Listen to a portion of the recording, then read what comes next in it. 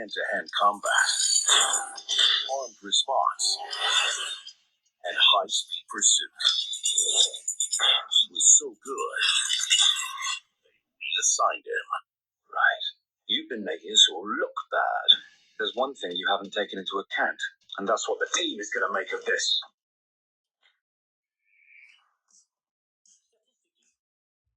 All right. Let's see. Nate and Karla, let's turn on the cameras here. Can you see me? Yes. Hi. How are you guys doing? Hi. All right. Welcome to the first amateur Rewatchables. Maybe the last.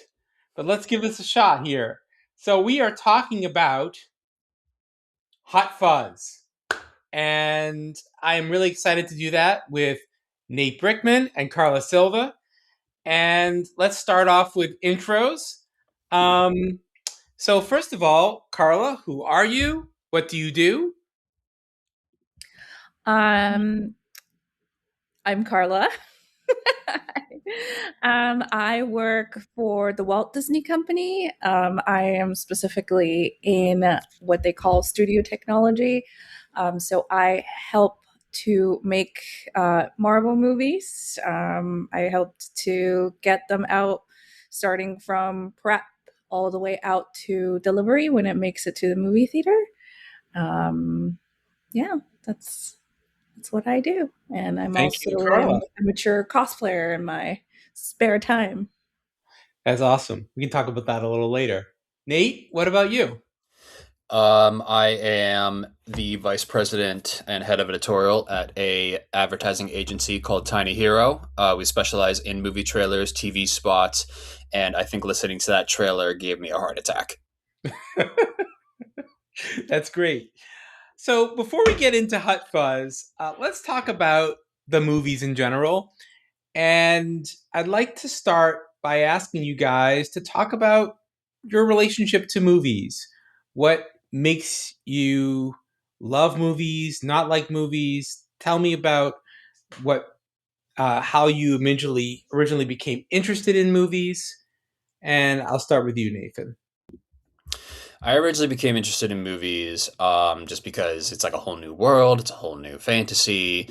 You get to be part of something different than what your whole life is. I think some of my favorite aspects of movies, it's movies that really hit you emotionally. So, like some of my favorite movies, like I love The Shawshank Redemption, but then I also love really high, fast-paced movies. I think some of that's probably attributed to my ADHD. So a movie like Hot Fuzz with all the quick editing and quick jokes and fast cutting really speaks to me. Thanks, Nate. What about you, Karla? I think it came from my parents they wouldn't call themselves movie buffs, but the thing that we did together as a family was watch movies on the weekend. That was the thing that we did. We would go to the movies to the rental store because I'm that old when they still had like blockbusters and things like that. So we'd pick out like 3, sometimes even 4 movies. So that literally would just hunker down, watch 2 movies a night throughout the weekend.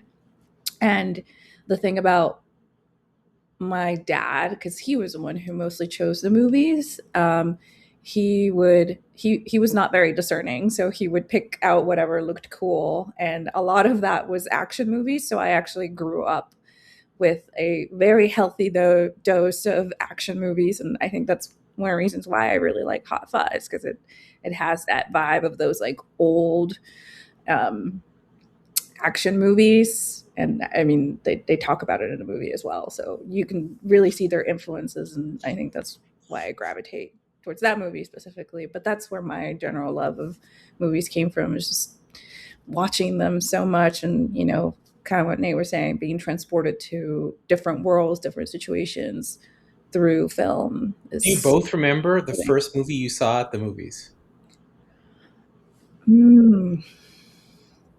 I gotta think about that for a second. I think Karla, you should go first. I've been told that the first movie I watched as a child was The Little Mermaid. in movie theaters. Yeah. I don't personally remember that, but according to my parents, that was the first movie they took me to, and apparently I giggled through the whole thing and kind of disrupted the theater, but then people were laughing with me. The first movie I remember that like I actually recall being in a movie theater for, which like blew my mind, was The Secret Garden. Yeah.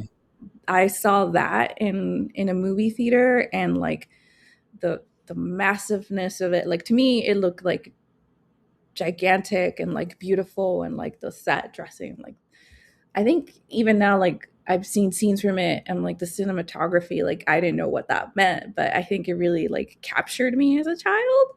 So that's what I remembered for like my first movie where I was like conscious I'm watching that movie.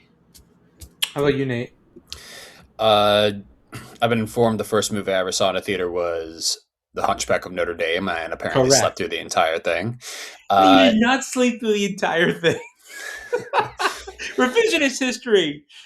What happened was we went to see The Hunchback of Notre Dame. I'll reveal, I'm Nathan's father. You were about 2. It was at the West Newton Theater. We had the place to ourselves. The first 10 minutes, you were totally engrossed. You did not move. And then you began to open every seat in the entire theater, which was very entertaining. But you did not fall asleep. That is revisionist history. Maybe that's something your mom told you, but that's not the case. But the first movie I remember seeing at a theater was Anastasia, and I specifically remember being terrified of Rasputin and wanting to leave the movie. It's so true. Have you since gone back and watched Rasputin to realize how ridiculous that is? Karla and I did indeed watch Anastasia, probably during COVID, and yeah. So terrifying. Yeah. That's great. I love that. So let's talk about Hot Fuzz. When I asked you guys to come up with a film for this amateur hour Rewatchables, to say that I thought this was a candidate would have been the thought that maybe the 76ers would have beaten the Celtics after being down 3-1. I guess so, yeah. So I was very surprised. So why this movie, guys? I'm going to let Karla lead off. Well, I personally have a long history attachment to Simon Pegg and Edgar Wright. And I loved Shaun of the Dead, and then a friend introduced me to some of the work that they did prior to the Cornetto trilogy. And so like I just became a huge fan. And like I mentioned earlier, Hot Fuzz, I mean, we can talk about that later on, but I think arguably is probably one of the best films that Simon Pegg, Nick Frost, Edgar Wright have ever done, let alone together. And it's so quotable. Like it just has so many like scenes that you're just like, oh, you know, the scene where they like jump over the fences, like it's so funny. You know, it has so many moments of like it balances the action and the humor so well that it just it makes you want to watch it again and again. And you just you know, like I said, there's just so many quotable moments that like it's a great rewatch for me personally. What about you, Nate? I didn't have much of a relationship with this movie until I met Karla. There is something to be said for silly yet smart humor, and I think this movie mixes that really perfectly. I mean, like who would have thought to just throw in a pet swan? You know, he's not a pet swan. He's a farmer. That's right. The swan itself is a farmer. Swan is a character name. The man who owns the swan is a farmer. Yeah, I'm saying it's a pet swan. Yeah, I'm saying who thought it's just a swan that he has. Yeah, thus defining that he is a pet. Well, farmer is a farmer If a farmer has a duck, would you call it a pet? Would you call it a pet Yeah. duck? Would you Does call he it have multiple swans? Probably. That's an unanswerable question. Could we have seen more swans?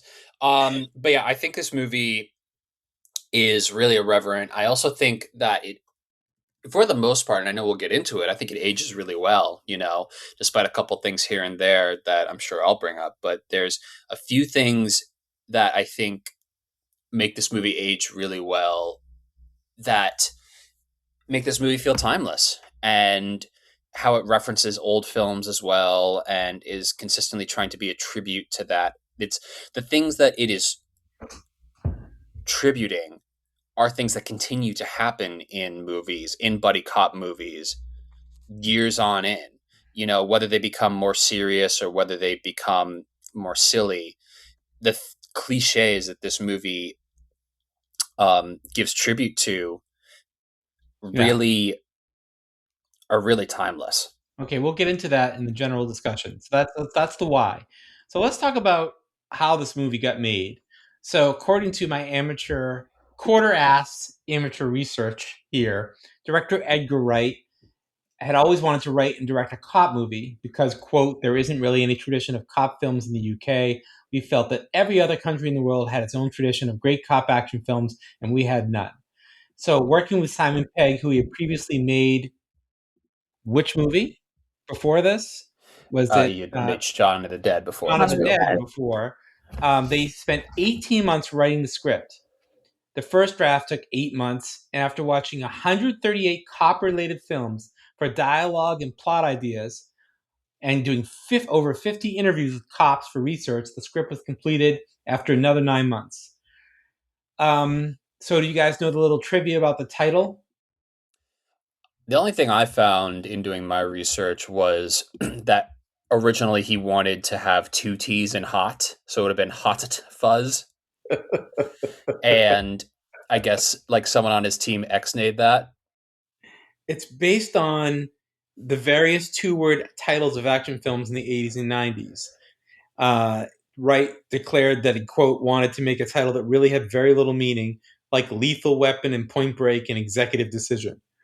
So I think he really nailed it with that, because there's certainly no meaning to the term Hot Fuzz in this.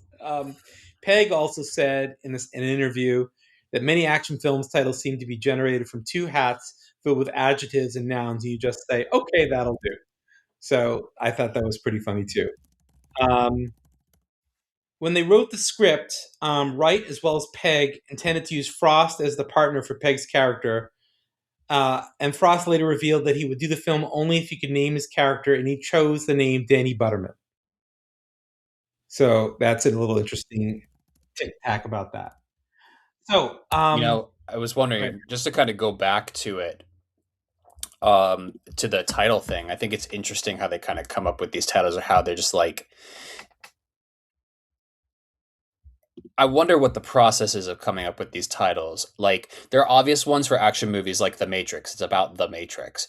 But Die Hard is just like, if you die, you better die hard. Mm-hmm. Hard Boiled, because he's just like a hard-boiled detective. That's a movie? Yeah, it's a John Woo movie from, like, I think it's from either the 80s or the 90s. Okay. As you said, Lethal Weapon. It's like, I wonder what the process is of coming up with these titles. And just, he makes a good point. Edgar Wright does this, like, these titles mean nothing. We're just like, it's just is just like a cool title that we're just having fun with. The process was cocaine. Yes, definitely. Oh, they were doing drugs. It was the 80s. It literally is just, they were just in a room, high as hell, writing random words on a board, and they were like, yeah, that one. I mean, have you guys heard the story of how Aliens was titled Aliens? No.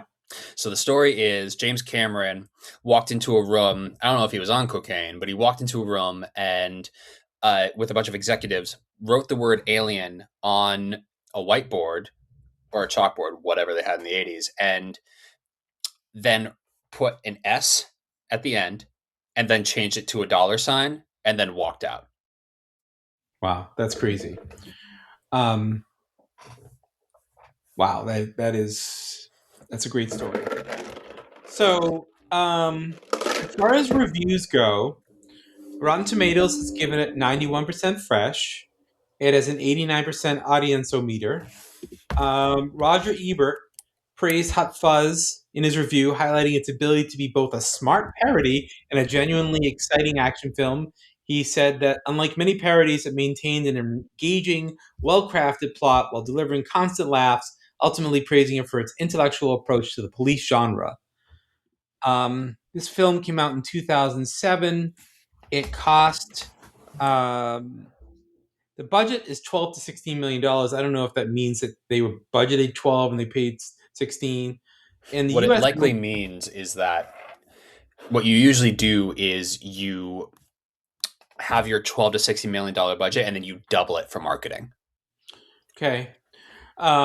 The box office was about 23.5 million in the U.S., but it made 80 million worldwide. So that's 4 times That's a pretty good investment for 12. If it was $12 million, then they made a really good amount on that. The only awards I could find for that year is in the Empire Awards, which I guess is a UK award.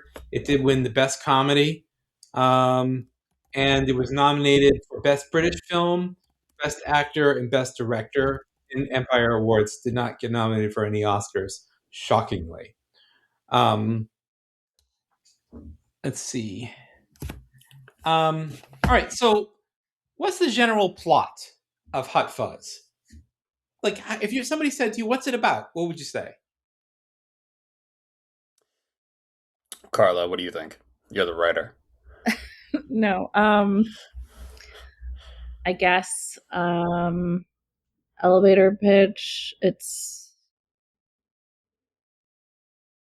a movie about a high achieving police officer who gets pushed into working in a small town, and he has to contend with the various characters of that small town while trying to solve a mystery of why there's so many accidents.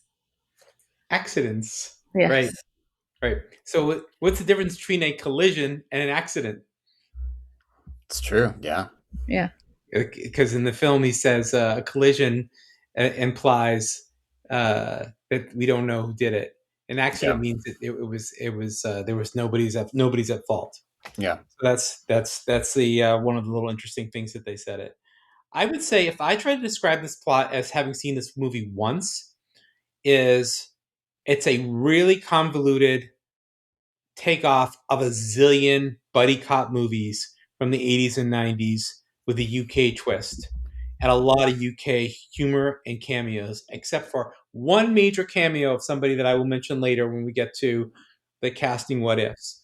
But you're considering that time period, we'll get into who's in the movie and who's not, but it is really interesting who they are able to get in it, and also some of the uncredited cameos that are in this movie as well. There seem to be 3 acts to the film, sort of like, well, the preamble, which is actually pretty long. I think it's about 12 minutes before he gets to the town. Then this sort of let's meet everybody, right? And then there's like bad things are happening, but he's also making a best friend. And then there's the long drawn out final act and then there's a sort of like a what happened after kind of a thing. So 3 main acts, a preamble, and it ends. You guys sort of agree that's sort of the standard way they did it? I think so. Yeah. Yeah. I'd say so. Yeah. So Simon Pegg, at that time was really not well known in the U.S. Would you agree? I would say I agree. Yes. I mean, I have, not to step on Apex Mountain, but I was kind of don't go there yet. But in some of the research I did, he actually was in 5 movies in 2007. Well, he had already done 3 Mission Impossible movies before he even did this, playing that role, Benji, one of the helpers to Tom Cruise, which is kind of funny when you think about the categories. One of them is could Tom Cruise play this, play one of these roles, kind of a thing. But I would he'd be one of those people, would be that guy, right? But people wouldn't be able to put their name on it for him at that time. Most Americans wouldn't, right? Um, so what do we think he was most known for prior to Hot Fuzz? Not like in the world. Was it just the buddy on Mission Impossible, or is it his role in Shaun of the Dead? Karla. I would probably say it was the Shaun of the Dead role Right. before this. That's how most And people Shaun of the probably Dead knew is, him.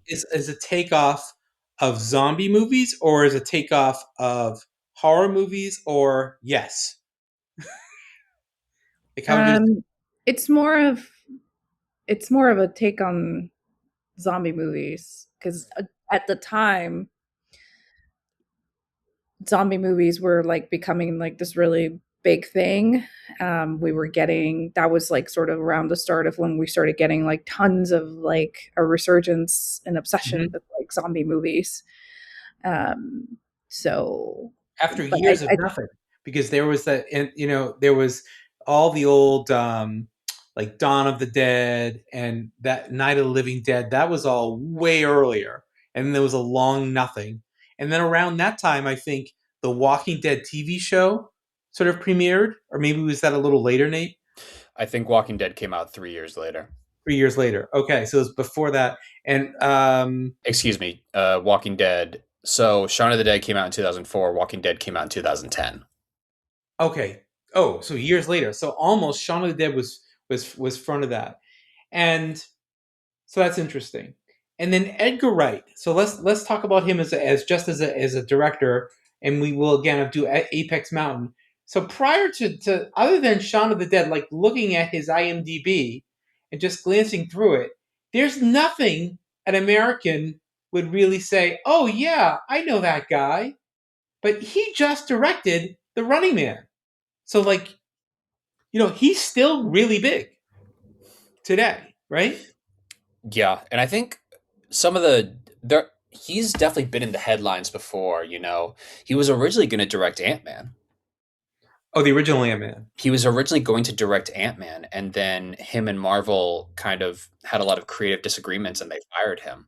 And you can see in Ant Man little things here and there, like when Michael Pena's character is like telling a story about like his cousin who then talked to his other cousin, and it's like the whip pans and everything. That's very Edgar Wright, and that's kind of the stuff that Edgar Wright would have kept in that movie. So I think the history with Edgar Wright and how he's affected cinema does kind of go beyond his own films, especially because of the impact he had on the MCU. Yeah, and also his style is interesting, isn't it? Like as an editor, Nathan, how would you describe the way he cuts movies?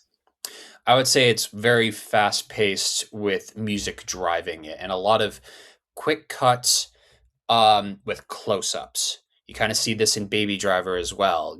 In Baby Driver, a lot of quick cuts to him pulling gears and turning wheels and slamming the gas brake and just quick, quick, quick, quick, quick. It's quick and um, something that I appreciate about this movie too is he does a lot of quick cuts for menial tasks. And that really helps the editing of this movie because then it gets to like the paperwork scene.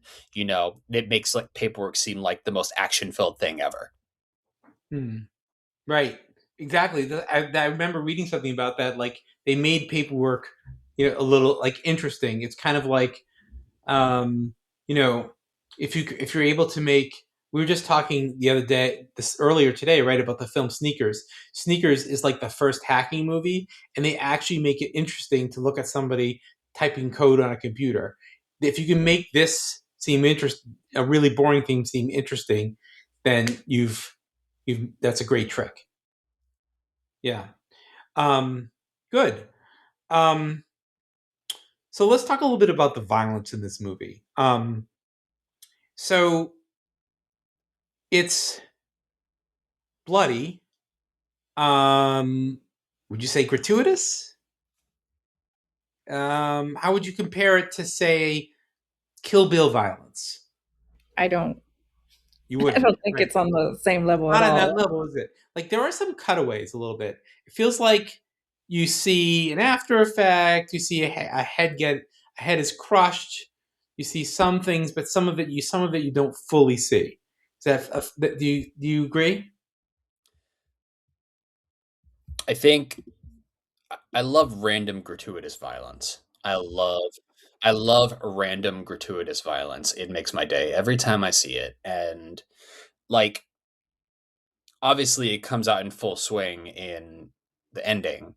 Yeah. But specifically like, you know, the shears to the neck Yep. and it's just like insanely bloody. You Yeah. know, I love it when violence is over the top, and I love it when violence is um bloody like hugely bloody for no reason. I mean, this movie, um, it's rated R for a reason. Right. I thought Timothy Dalton's death, not death, was it was interesting because usually when you have that kind of a thing happen to you, you aren't able to talk. And he was just like, it really hurts. It really hurts. And it's like, I guess if you don't hit an artery, maybe you would survive that, but usually it goes right up to the brain. And that's the end of that. Yeah, That was interesting. The uh the cast of this reads like a who's who of sort of the mid aughts in British British casting. We'll talk about the casting what ifs a little later, but there are at least two Harry Potter actors in it.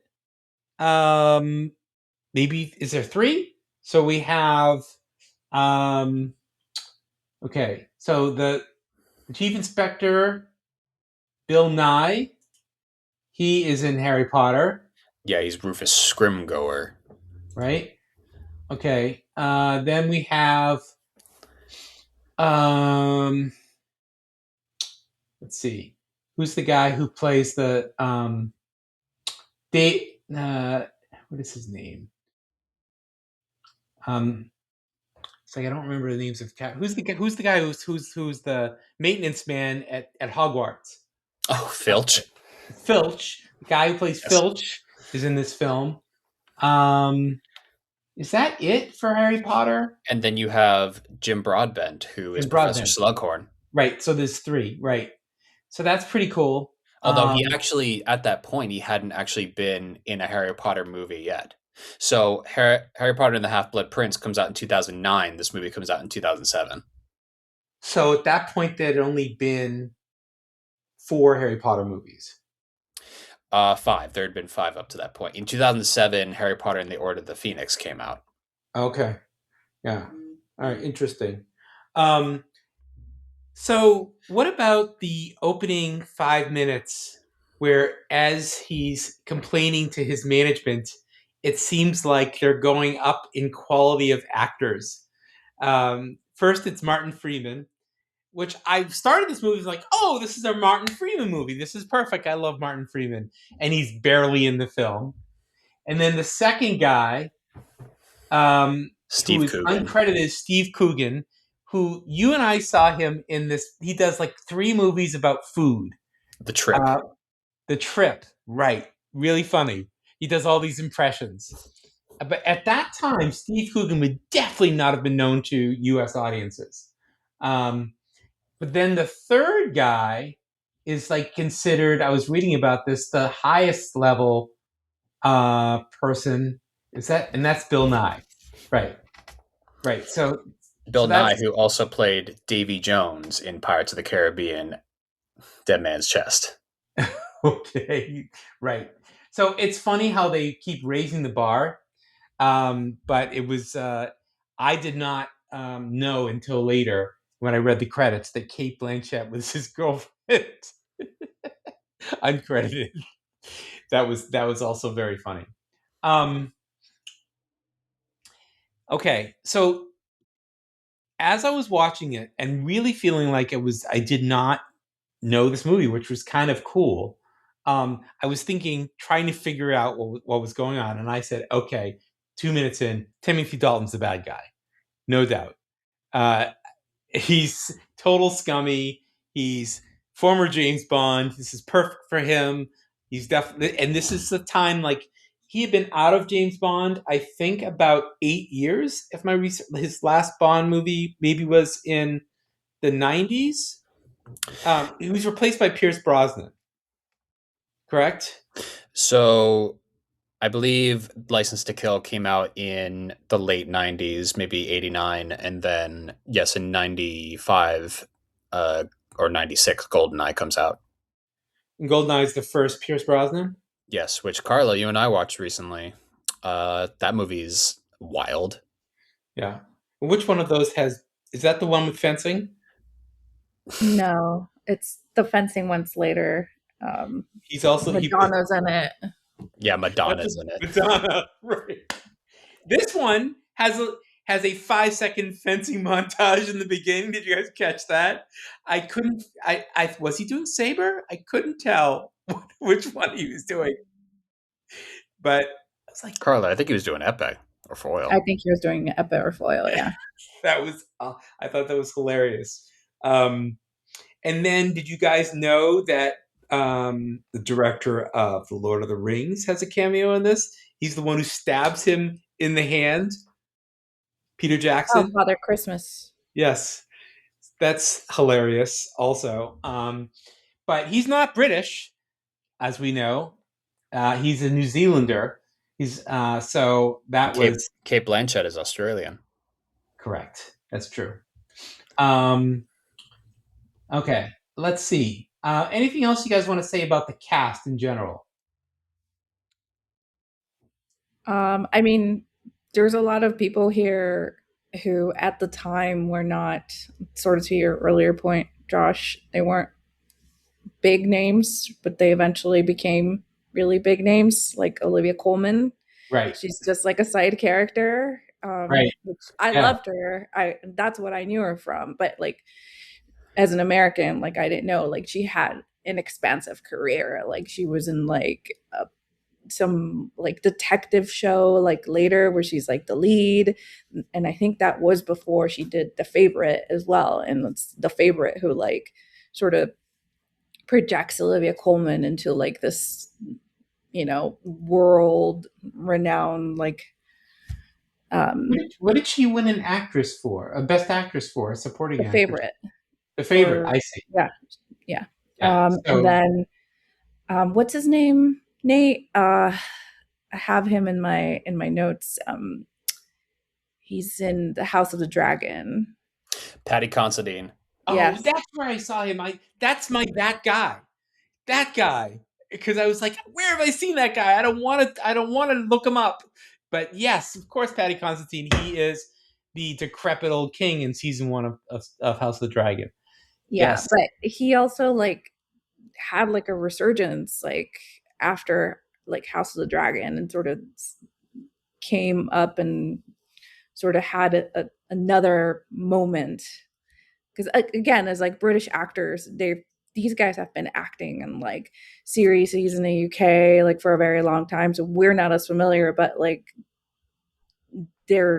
a lot of these actors now have had like a moment, if you want to say, like in sort of general pop culture history. Right. I would also add Stephen Merchant, who plays the farmer who owns the swans. Yes. This is actually his first film appearance, but he would also go on to work in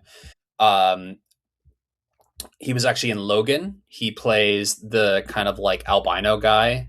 Okay. And he's in Jojo Rabbit. He became like a big comedy writer. He was, and Dad, you'll remember this. He played the British version of Dwight in The British Office. Right, and he co-created it with Ricky Gervais. And then also he, I had this down as well. He's done like stuff in The Simpsons. He's in Extras. He's in Extras. He plays the agent in Extras. And then Karla, he plays the guy who tries to steal Amy Farrah Fowler in The Big Bang Theory, and is basically the motivation for Sheldon to like fully commit. Yes, I know. Yeah. Yeah. Oh, that's funny. Okay. Anything else about the movies before we jump to the categories? Just looking through this, it's like this cast is crazy, and Yeah, it yeah, kind of it feels it's just like one of those films where it's like, oh, like all these people like became like Something. very big, and yeah, like Except for some of them were at the tail end of Smith. their career. Like Timothy Dalton was definitely not apex for this. He was about to like be on the ground for his career. it's true. If you tried to if you were going to remake it today with this exact cast, it would cost 10 times as much because you'd have to pay so many of these people so much more money than you would. Like Martin Freeman probably did it for $100,000. And I don't think Olivia Colman would want to do the same. Oh no, Olivia Colman would not. Like I was actually thinking about that when we were watching this movie. I was like, she is a comedian because she's in Fleabag as well. She's like the stepmom, so she is a funny person. But I don't think she would be in this type of film now after the career that she's had. No, I 100% agree with you. That's totally true. Okay, let's go to the categories. We're going to start with most rewatchable scene. For me, for me as the first time watching it, the thing that made me laugh that I watched more than once was the fence jumping, which I was dying not knowing or remembering that there was a fence jumping scene exactly like that in Shaun of the Dead, except Simon Pegg is not nearly as good at it that time. There's also a scene like that in The World's End. Oh, that's so interesting. And then I just, because I like silly crashes, I laughed so hard when the swan bit the cop and he slams into the tree. Just thought that was just like perfect. Those are like those stupid little rewatchable scenes for me. I love that. What about you guys? The town shootout, like that just like the whole like little Mexican standoff like between like Sergeant Angel and the townsfolk, like it's like that tense moment before any like shots are actually fired. That's like so fun. It's shot so well. Like the whole shootout in the town square is so great. Like when he walks in on the horse, it's just like so epic. I think that's a big one for me. And the chase of I have it down as the chase of the cookie guy because that's where it starts. It's so they're chasing the kid who stole the cookies from the shop and the fence thing. But the whole sequence of them chasing, and obviously the fence part is really funny. But I think that whole sequence is just like so fun. You also learn so many things about the town, and there's a little moment in there which I have seen this movie, I don't know, 10 times, maybe more. And I realized that they are, you guys saw they have walkie talkies, like all the evil townspeople, right? So they're all constantly communicating. There's a moment where the teacher sees Angel chasing the cookie guy, and she talks on the walkie talkie to one of the other people, and they actually plan to like stop Angel from catching the cookie guy. So they don't want him to catch him because they don't want an arrest. And I didn't catch that. And it's such a small thing and it's such a small detail. And you wouldn't like, if you haven't seen this movie a ton of times and if you're not a film buff, you probably would never catch it. But I just think it's so like peak, so great. Like they're giving you clues throughout the whole thing that like these people are like conspiring to like make sure that their town is absolutely perfect and they have like no arrests, no crime, to because be able they to want like, to be town of like the village of the year. Yeah, the village of the year, of Of course. Absolutely. Nate? So I had a few runner ups, and I just kind of want to, if you don't mind, I'll run through a few of them. Hit it. So I love the opening montage. Really good at high speed pursuits. Apparently, he's an expert at advanced cycling and fencing, obviously. So I love that, and then I love the scene with Martin Freeman and Steve Coogan and Bill Nighy basically all repeating the same question. How's the leg? I love How's when the the hand? inspector. Yeah, how's the hand? Excuse me. Yeah. I love when the inspector gives a tour. I love the scene when Danny is. It's the montage where Danny is just asking him consistent questions, including, "Have you ever fired two guns whilst jumping through the air? Have you Yeah. ever fired one gun whilst jumping through the air? Have you ever been in a high speed pursuit? Have you ever fired a gun whilst in a high speed pursuit? And then, is it true that if you shot a man in a particular spot in the head, you can make it blow up?" And I think that scene really it really just solidifies their relationship and the chemistry. Yeah. What were we gonna say? I just want to say one other thing. That reminded me that the fake blood ketchup thing. I didn't realize this till later because so I guess what happens is he shows him his little trick, which is Nick Frost. Danny shows him how he fake hits his hand, and then it's blood. And then later he puts something in Nicholas's pocket, right? Yeah, And that is the ketchup packet. So then he stabs him, I assume, with a fake knife. Yeah. To show the blood. So it's like, oh yeah, that's right. That's a connection. It's not the most watchable scene, but it is a connection to that later. There's a lot of those. If you're paying attention more, you'd be like, oh, that means something. Yeah. I was thinking that he was putting like some kind of a bulletproof thing on him. I was like, well, that's kind of small. Well, it's their notepad. Like they make this whole big deal about using your notepad. This will save your life. To have a discussion. Yeah, he literally says like, "This will save your life," or like, right. And so he puts the little, he puts the little packet inside of it, I think, and it's like it's a leather bound thing. So yeah, I think it's hard to stab through.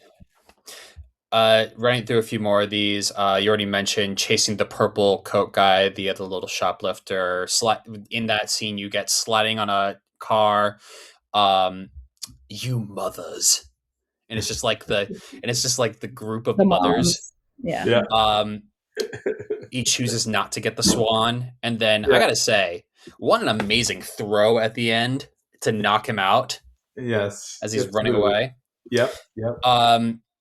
This is just for me. I love the scene where Angel is berating the guy who's driving too fast. And it's just like, stop writing. I love that scene so much. And I love how it's just like, just like repeating, and he's like talking back to Officer. Ridiculous. I think Angel and Danny bonding in the pub and the apartment. The pub owner he's like, what is your best wine? Well, we have red and white.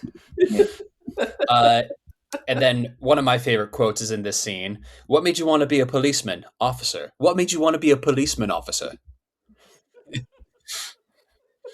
It's the first introduction to the ketchup blood, Point Break or Bad Boys 2, and the mansion explosion, obviously. Yeah.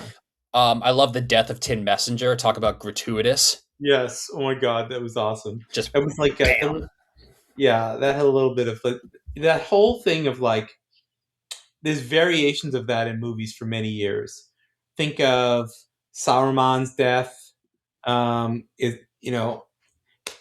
Off of a building, he falls off a building and he gets spiked. There's been vampire movies where those kind of things happen. But this was a little bit of a different twist because the spike kind of tips over and exactly drops right on his head. Yeah, it's crazy. It's like it splits him right down the middle. That is so true. I love the scene when he talks to Miss Tiller, the plant lady, Oh, right. where she says, "God rest him" 7 times. Interesting. And then also it leads to a chasing the cloaked figure. Right. I like when he discovers the secret cabal, and they're all like, "The greater good." Didn't that have I was thinking they were doing a takeoff of a combination of what's the horror franchise with that kind of black out thing that they became like a Halloween costume? Scream. Scream. Like it was a combination of Scream meets Eyes Wide Shut. I Yes. I think it's more of a because this I do think that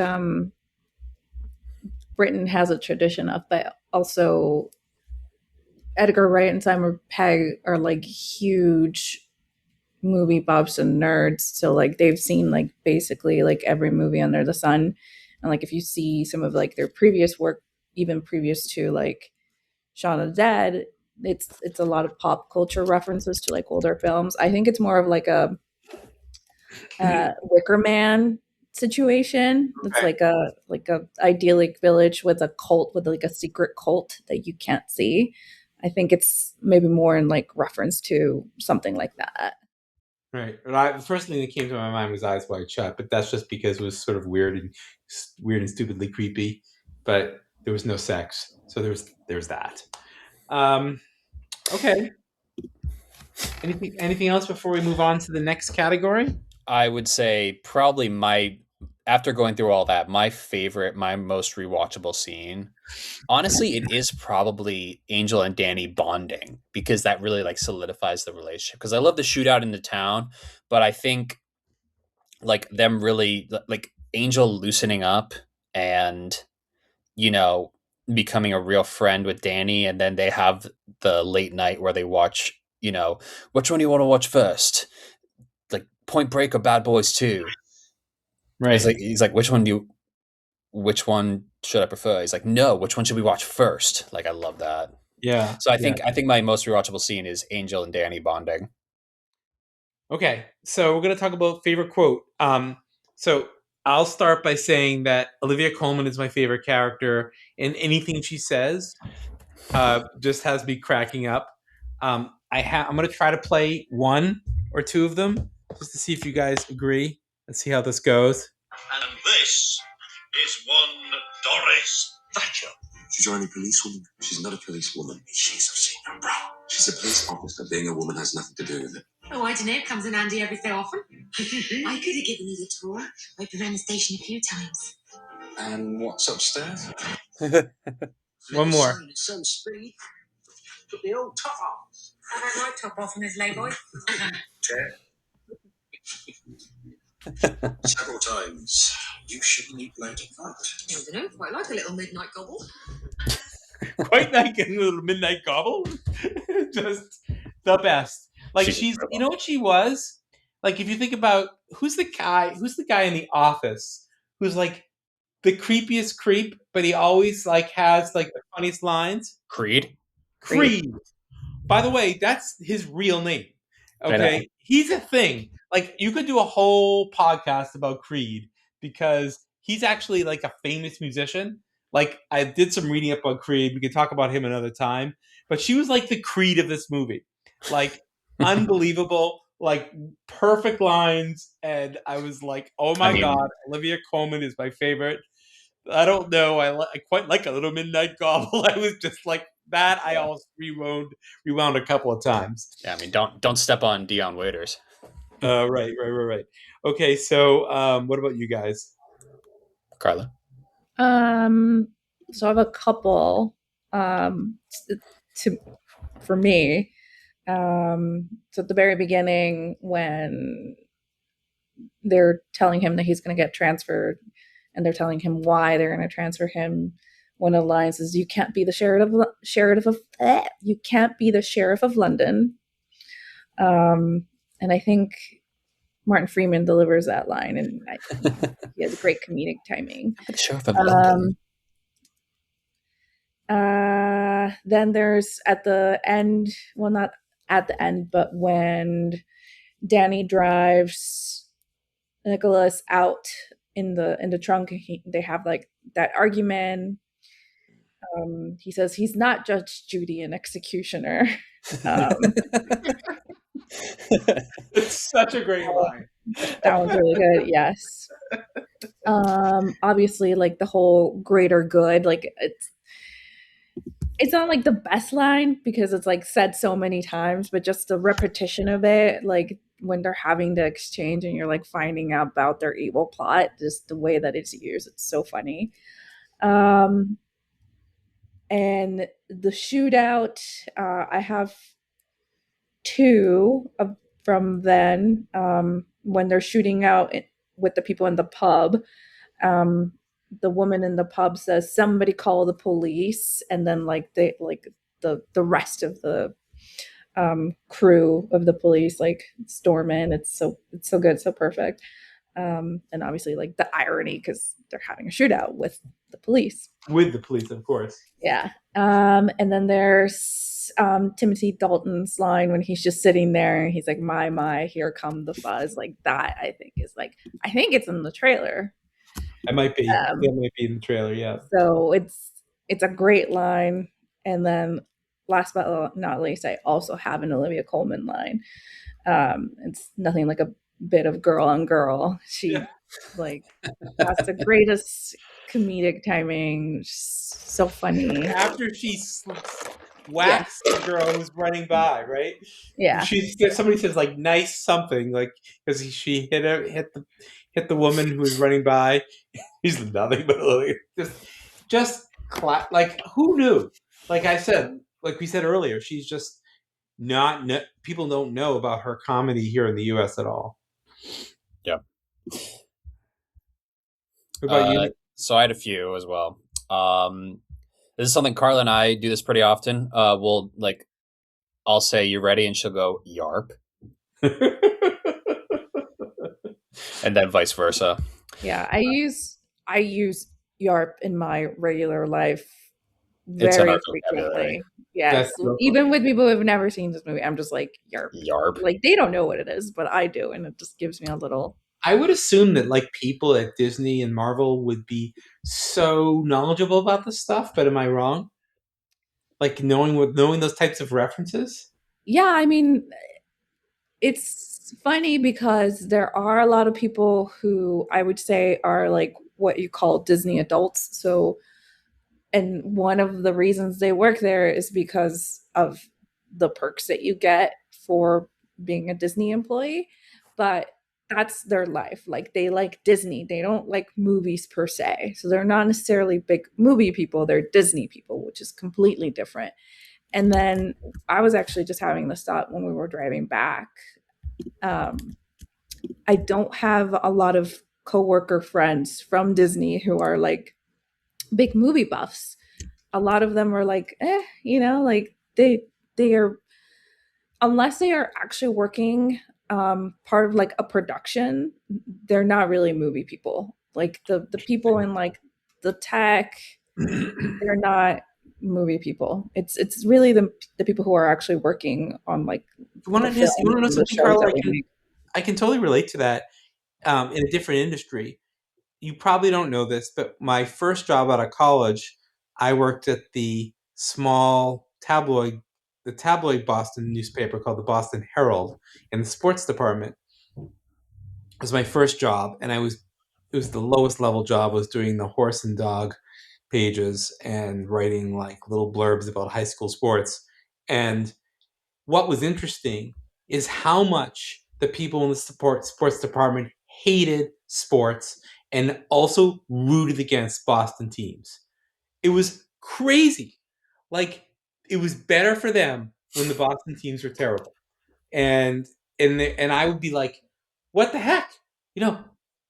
And like Roger Clemens would call and then like, oh, Roger's on the phone. I'd be like, oh my god, Roger Clemens is on the phone. It's just Yeah. like it was like that kind of a thing. So I totally get it. I feel like it's so sad when people get into these so-called dream jobs or work in these places, and then they actually don't like the stuff. They're not as like, because you sort of have this portrayal watching like award shows that these people just love the movies. But do they? It's a business. It's Yeah, their I mean, job. there's definitely a handful of people who do, and I think the higher up you are and the closer you are to like actual production, the more you have to be a movie buff. Some of these people, like if they worked, that's one of the reasons why I have my job, is because I can relate to these production people, whereas like a lot of engineering people, they don't know movies, they don't get it. So you have to be a special kind of person to, have this kind of job. Interesting. A couple Any of my other other favorite. quotes? Yeah, go ahead. Yeah, a couple of my other favorite quotes. When's your birthday? 22nd of February. What year? Every year. I love the officer at the front of the building. Nobody tells me nothing. Yeah. Did you catch how his look completely changes every time you go in? Well, yeah, Like, because it turns out they're twins. Yeah. So funny. What was it like being stabbed? It was the single most painful experience of my life. What was the second most painful? Love that. You ain't seen Bad Boys 2? The jog on. Right. I don't know why, but I think it's really funny hearing British people say crusty jugglers. How about two people that have unintelligible dialogue? Yes, this is very true. This is hilarious. There's always one in these things, but two? It's like, what? Yeah. I love this. This is murder. No, it's not. It's ketchup. And then Karla pointed this out. It's a little Chinatown reference. Forget it, Nicholas. It's Sanford. If I had to pick one of these, I think my favorite is it might be YARP, just because I use so much of my lexicon. But I do think my Here Comes the Fuzz is probably like the most trailery. But I think The Greater Good is probably the best. Yeah. Okay, we're gonna move into the next category. Is let's see, we just did just did the quote. We just did best line.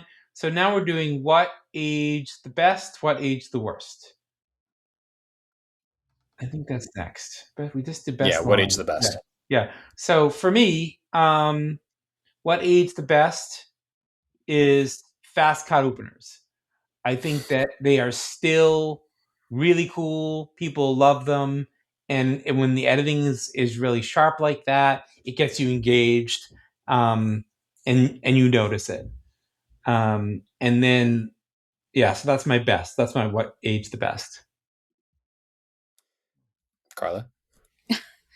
I have a few things for what's aged the best. I think in general, the whole buddy cop humor, and we can talk about that more in Apex Mountain, but I think a lot of this humor is timeless. Like a lot of, like I said, I use YARP in my regular conversation. There's a lot of other things that I also say, like nobody tells me nothing. That's something that I say all the time. Like, I don't know, there's just the whole movie, I think, just is timeless. Simon Pegg and Nick Frost, like I think that's, and a lot of the cast, we talked about it earlier, like I think that's one of the things that's aged the best about this film. A lot of those people either like got really big or are now like, award, Academy Award nominated, Emmy nominated people, and it's like they're their film history, just like it's kind of crazy, like the people that you have in this movie. So I think that the casting is one of the things that's definitely aged the best. And then I have a silly one as well. The gun montage. I think one thing, like you said it, Josh, like the quick cutting, like that's Yeah. that's Edgar Wright sort of like style. But it's been done by other people. But the whole like Nicholas Angel getting ready for the shootout and getting all the guns and like doing that's like really good. And you've seen like so many other gun prep montages throughout history, but I think this one's one of the best. Like John Wick has a really good one of like him getting ready. So what about how he walks into the police station and just grabs all the stuff and nobody's like, oh, there he is. I guess he's still alive. Blah blah blah I mean, blah blah. that's I guess an unanswerable question. Why did nobody stop Nicholas when he went into the evidence locker and stole like an artillery's worth of guns and walked Right, out with them? exactly. Like, It's pretty funny. What about you, Nate, for age the best? You're muted. We can't hear you now, Nate. So we already talked about the editing. I think something that's aged the best in a bad way is pettiness causing fascism. Okay. Unfortunate just for our society. Yeah. I think Olivia Colman has aged the best. Yeah. I wrote down fast montages specifically for menial tasks. So fast montages for arresting the kids and arresting the purple coat guy, changing in the locker room, pouring drinks, cordoning off the car accident, putting guns in the armory, using the bathroom, turning on kitchen appliances, and taking notes and searching for clues. This is the kind of the stuff I was talking about, where menial tasks become amazing, like just amazing moments in movies. I have random gratuitous violence. Mm-hmm. I think that's always aged well, and I think it's the kind of thing that can lead to great humor. I wrote carnival games because I think a carnival in a movie is always fun. Mm-hmm. And creepy. Yeah, but like specifically, just like any scene where someone's like, "No, I'm not going to do it. I'm not going to fire the gun," and they just shoot down all the targets in a carnival, I think is always classic. You never see him shoot do you just see the targets fall? Yeah, because he's so good. Yeah. I think reference what I was saying earlier about how this movie references old movies allows this movie to become timeless, and like basically references to Point Break and Chinatown and Bad Boys 2, The Matrix, John Woo, and a lot of westerns, like him riding in on the horse. I wrote kicking old people in the face. Mm-hmm. Just because, like, I love when he first arrives to the town, and it's like the old farmer and his wife, and he takes down his wife. That's his mom. It's a reference to the there's mom guns in the country. Yes. Yeah, farmers' moms. Yes. So I love it how he takes him down with the door, and then the mom just like takes out this giant shotgun, and she fires first, and then he runs and just kicks her in the face, and it makes me laugh every time.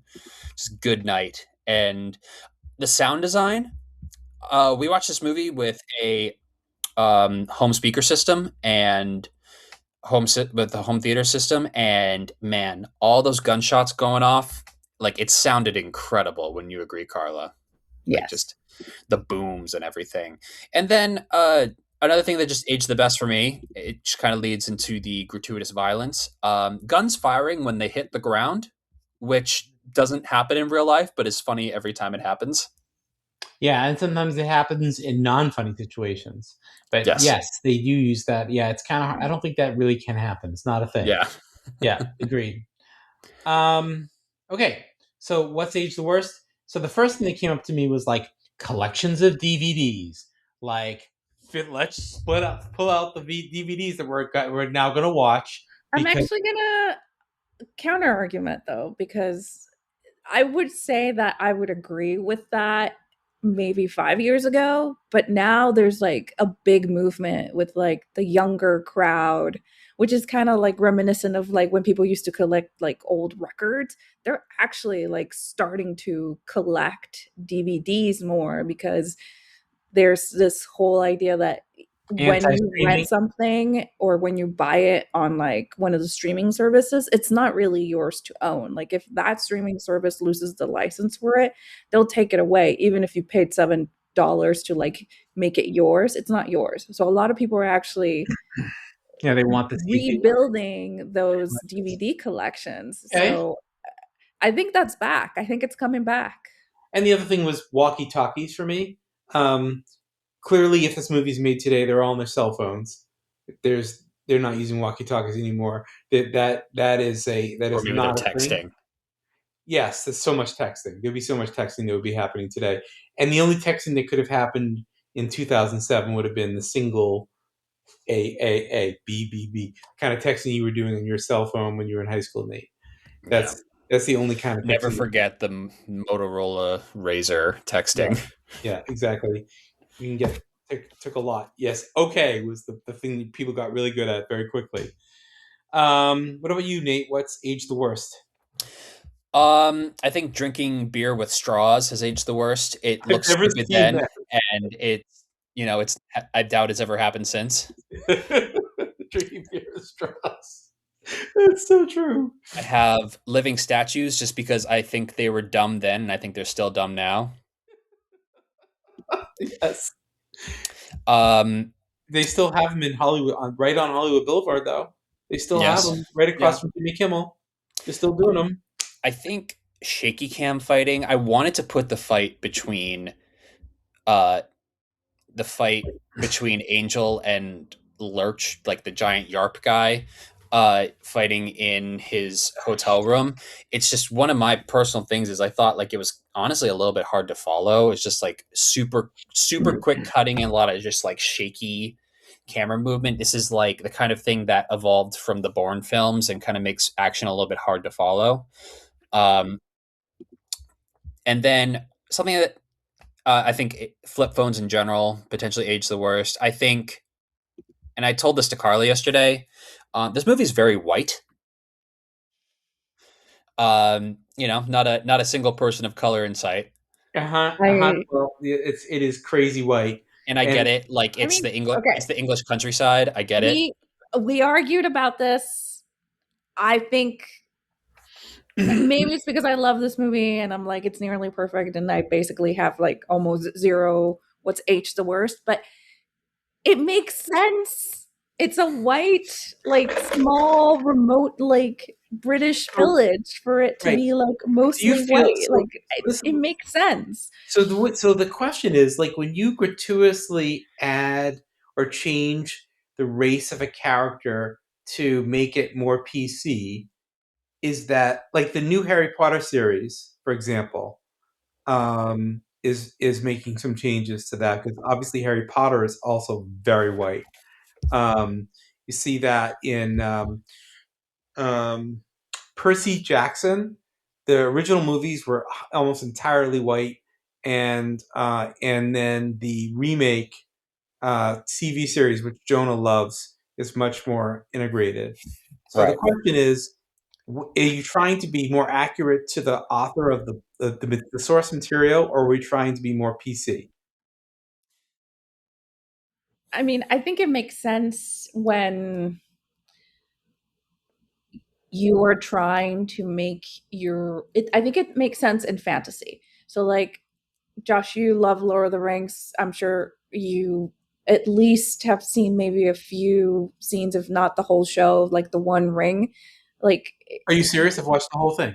Okay, because like we haven't. I don't. I kind of want to. I'm not that interested. But anyway, regardless of that, there was a big hubbub that happened because they had like black elves, right?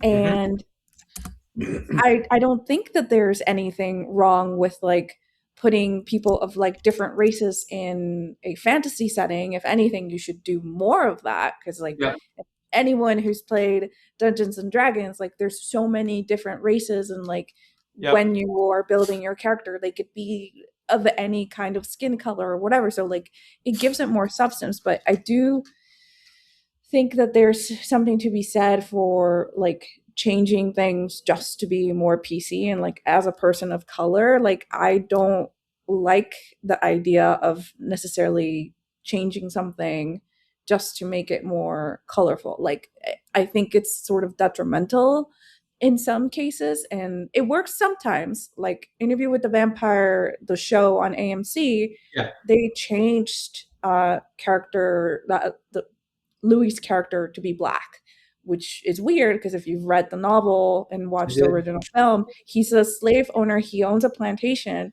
So for him to be black in the show wouldn't have made any sense. But they changed his character to make it fit, and I think it worked. It's lovely, but I think on the flip side of that, what you really should be doing is making more films that are based off of like stories of people of color, or just not films with people of color. It's just they happen to be like black or Mexican or Asian, like I think that that's better than just like trying to add random people of color just cause. If you wanted to go even further, I mean, one of the things that's incredibly annoying if you look at Lord of the Rings is like, the orcs and they're all color, right? Like there's no, the bad guys are dark.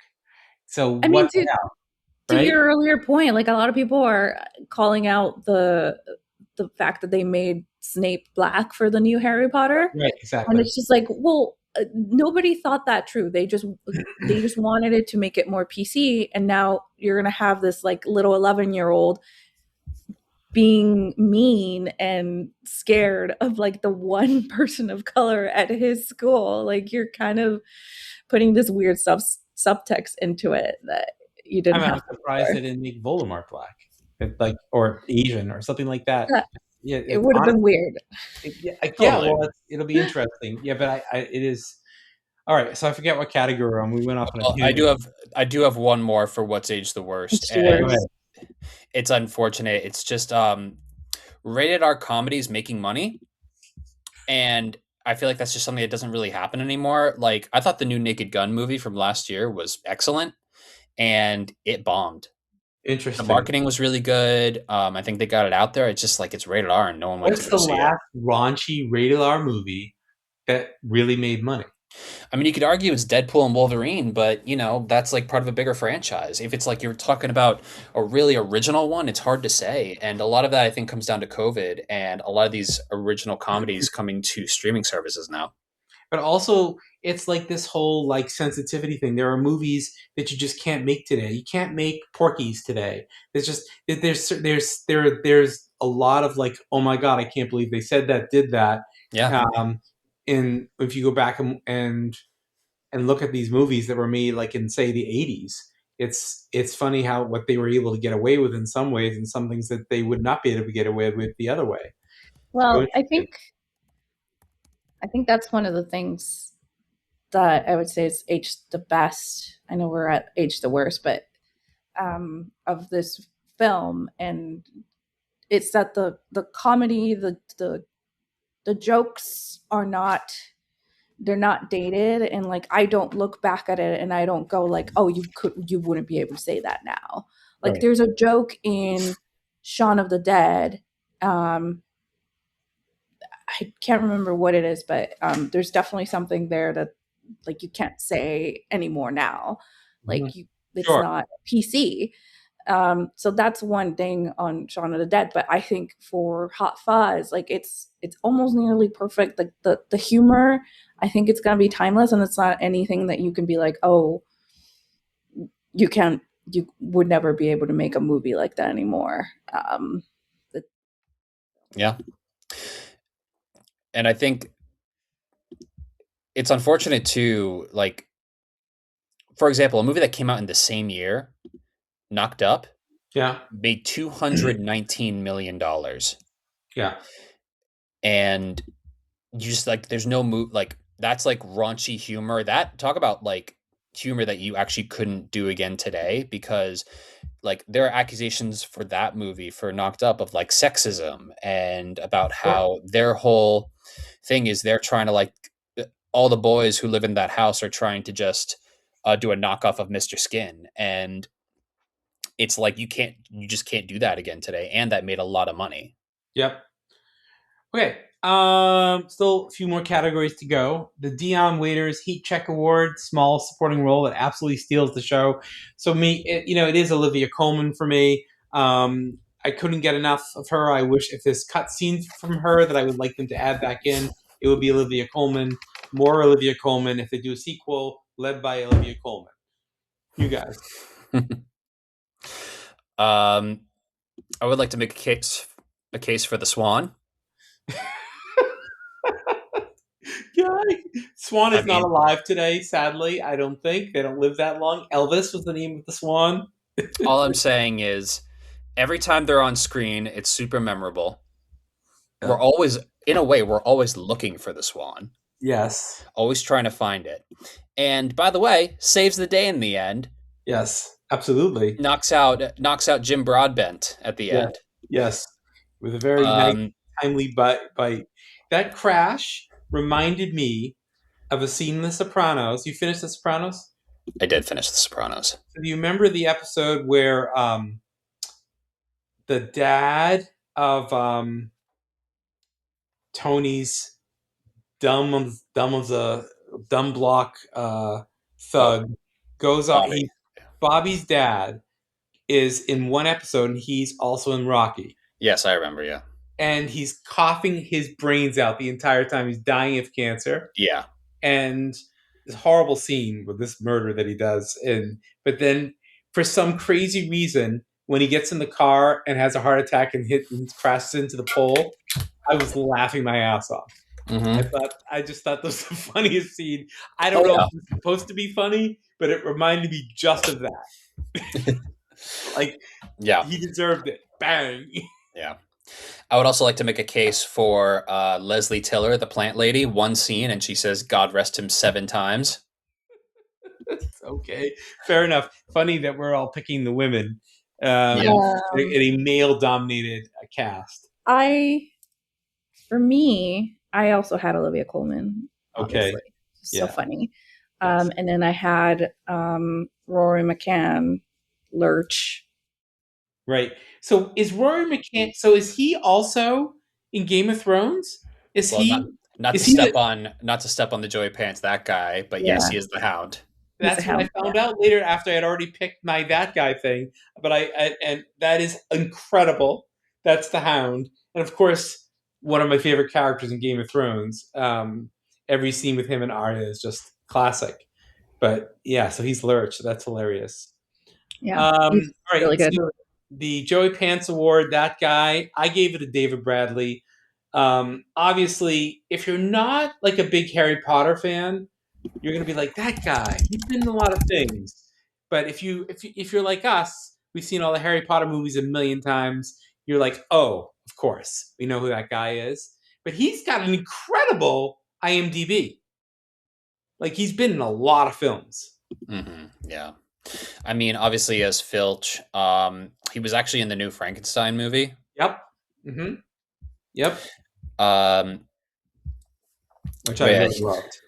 Yeah. Obviously playing Filch. I like David Bradley. I also had Paul Freeman, who plays the priest. He is Belloc in Raiders of the Lost Ark. Oh my god. Oh my god. That's another that guy for me. Yeah. And then I had Lurch, Paddy Considine. Yes. From we talked about him earlier, right? Yeah. And then I also had Lucy Punch, who plays Eve Draper, the woman that Martin Blower is having an affair with. Right. She's like a total that. She's a total that woman, just because like I feel like I've seen her in a million things, but it's like, she has a lot of credits through TV and movies, a lot. Yeah, I'm looking at her now. Yeah, interesting. And what about you, Karla?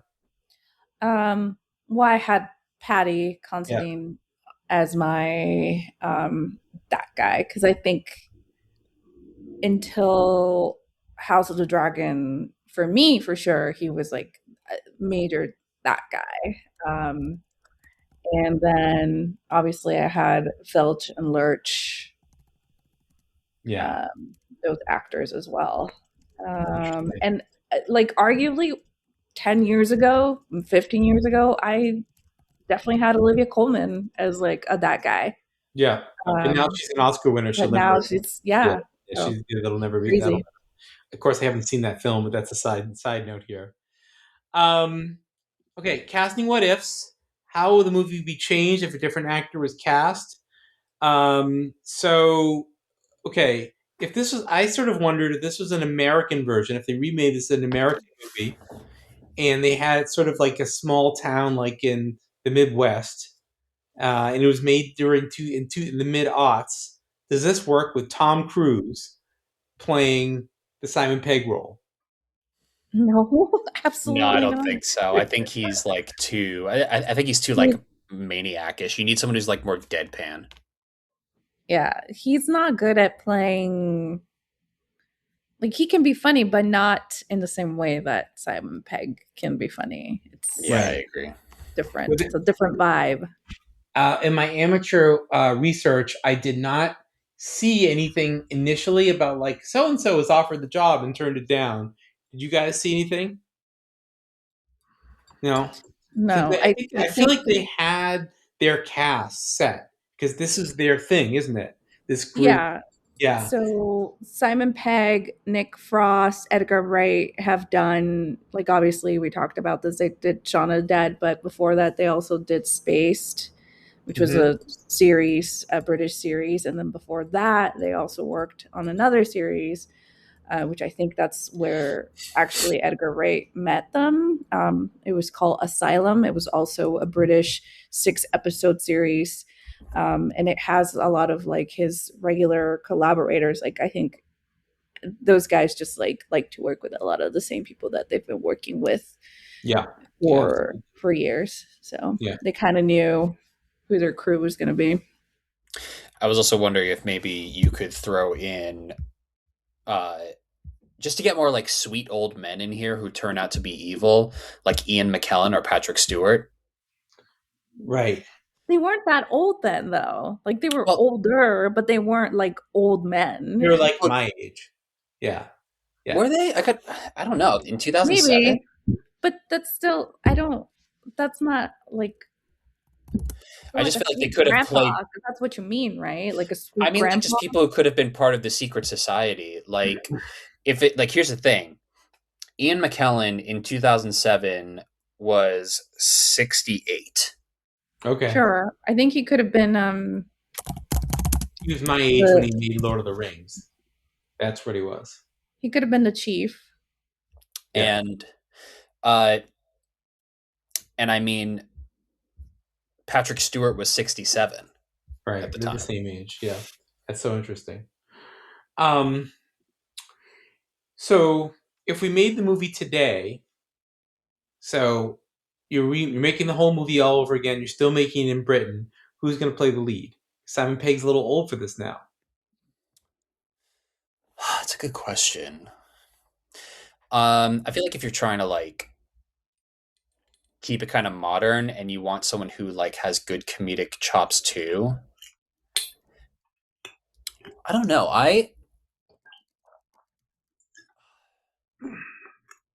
This is one where I feel like Simon Pegg could still potentially play it, actually.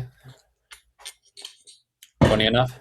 I mean, he looked a little old in the last Mission Impossible. That's fair. I mean, there's a lot of action in this. So, yeah. I mean, Timothy Dalton was really over the hill already, and he's doing like this. He's like, look how fast I can run. I was like, that was totally unbelievable. Totally, yeah. How about this is ridiculous, but a Harry Potter reunion. So you have Daniel Radcliffe and Rupert Grint doing the I love role. that. That's a Because good one. Have they done anything? after Harry Potter, they've become like really like weird comedic actors. Right. I Yep. think they could do it with like their weird, awkward humor. I think it would be a little bit different. I think it would be like a weird, awkward humor kind of movie rather than just like a butt gutsing kind of. As long as Hermione plays the role, uh, you know, if she would be willing to play like that little Olivia Colman role and say those exact same lines, then I'm in. I'm gonna. I don't know if this is a hot take, but I love her, but Yeah. I don't think Emma Watson's a good actress. That's very I fair. love Harry Potter, but I feel like anything that You she's didn't buy really her done as, after, I don't think she's that good. Belle in Beauty and the Beast. I don't know. I don't know. I don't think she's good. Oh my god, that's so funny. So recasting couch, we talked about that. So the only thing I was going to say about recasting that sort of goes back to like the original cast of this, how is Ricky Gervais not in this? At this point, the British Office was already done, and he was best friends with Stephen Merchant. He could have played any of these hilarious, sarcastic characters, and he didn't get cast in this movie. It's just crazy. I think it's the kind of thing where he's too big for it at the time. He's huge at this point, and if you look at it, like people who are also huge are just cameos, like Kate Blanchett. Right. That was just like, hey, you want to spend 5 minutes, you want to do a day's worth of work and do 4 lines, then you never even have to show your face. We're not going to even give you credit, and we're going to feed you a good catering, and it's going to be funny. And she was just so 2007. Had The Hobbit come out yet? The movies now, the Hobbit movies, the first one came out in 2012. Okay, so what was Kate Blanchett working on in the late aughts? She's like, well, she had Elizabeth the Golden Age come yes. out, The Curious Case of Benjamin Button, I'm Not There, where she played Bob Dylan, Notes on a Scandal. Yeah, so she was busy. I guess the point is, so that 3 years earlier, she had won for The Aviator. Right. Okay, Apex Mountain. So my take on this it is Nick Frost Apex Mountain, and I want to make my case for this, and then I'd love to hear what you guys think. First of all, he was in the middle of that run of those 3 movies, and granted, if you look at his IMDb, he's done a lot since, but a lot of it is like he's been in audiobooks, he's been on British TV, he's done a lot of video games, he's done a lot of voicing on animation. But as far as like being a co-star in a big movie, I feel like this was the right, obviously in the middle of that. I mean, he was in Grindhouse, but it's like if you go after this, there's really no other. I mean, he really went down sort of like voices. He was a voice in Tintin, voices in the Ice Age movies, and then his next big movie is probably World's End, which of course is the 3rd movie in this series. So I think this is his Apex Mountain. I think his Apex Mountain is yet to be seen, and I say that because he's about to play Hagrid in the new Harry Potter series. Okay, fair enough. Yeah. And I think we'll have to assess from there, because this will be the most media attention he will have ever gotten. First of all, he's not close to as big enough to play Hagrid, so that's interesting. To be fair, Robbie Coltrane wasn't either. This is the whole point, is that you just it's movie magic, man. It's what they did with the Hobbits. You film them up close, and then you always have Ian McKellen look down, and then you get doubles. Who are actual. Also, it's nothing that a fat suit and a couple of apple crates can't fix. Yeah, not that he doesn't need a fat 11-year-old. Need a fat suit unless he's lost a lot of weight. Has he been on GLP-1s or something like that? I've never considered him a thin guy. Yeah. Okay. Actually, his latest pictures, he's still a big guy. All right, who's your Apex Mountain, Nate? I have quite a few to go through, so actually, Karla, why don't you give yours, because I have quite a few. I do too, but okay, it's a laundry list. I had Apex Should I Mountain go first? No, it's okay. I'll because we probably have a couple of the same ones, maybe. but I had Apex Mountain for buddy cop movies. I think, besides the Naked Gun that you mentioned earlier, which isn't really like, I mean, it's kind of like a buddy cop movie, but not really. Like, I don't think we've seen anything like this in a while. Nothing that's like made the same sort of like significant impact culturally. I think I got to argue against it, and the reason I do is because I pulled up a list, and this was going to kind of go into my unanswerable questions, but in terms of cultural impact, I think Lethal Weapon was huge in its time, and it kind of set the standard. I agree. And also 48 Hours, like those movies both came out in the 80s, in the early 80s, and those movies kind of set the standard for what a buddy cop movie could be. And in a way, this movie's kind of like playing tribute to it. Right, but I think it's like, this is like a modern version of that. Like, it goes back to like some of those movies, you can't make them the way that they were made then, because there's just a lot of things that people aren't willing to suspend their disbelief for some of the things that they did in those older movies. Also, the language, some of the sexual, like innuendo jokes, the way, things like that.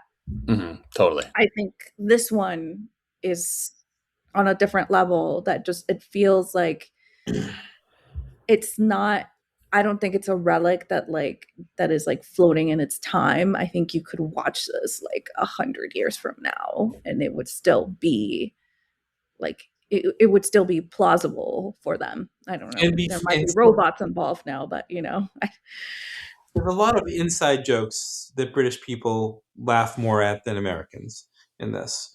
But I agree with you. That's a good point. It'd be good to like make a list of the top 10 buddy cop movies. And I don't know if I would have Bad Boys 2 and Point Break in the list. Ian, I haven't seen the movies, but I'm not sure I would put them in there. And you could argue Point Break's not even a buddy cop movie because, Patrick Swayze's not a cop. It's also not funny. It has to be funny. That's true. That's right. It doesn't have to be a comedy as a whole, but there has to be a comedic, like back and forth between the two characters. Okay. All right, moving on.